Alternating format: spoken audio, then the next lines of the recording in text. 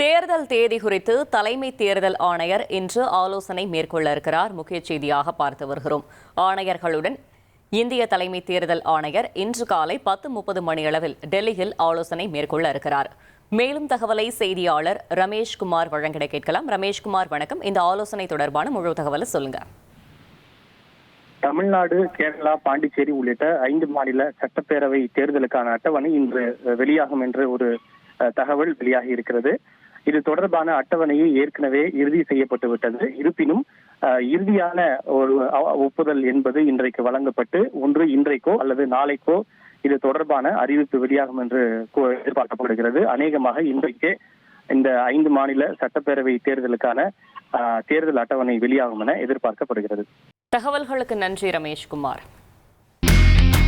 இனி செல்லும் இடமெல்லாம் செய்தி. தந்தை டிவியின் வாட்ஸ்அப் சேனலை ஃபாலோ பண்ணினா செல்லருக்கும் இடமெல்லாம் செய்தி. இதோ QR கோட் இப்பவே ஸ்கேன் பண்ணுங்க, ஃபாலோ பண்ணுங்க.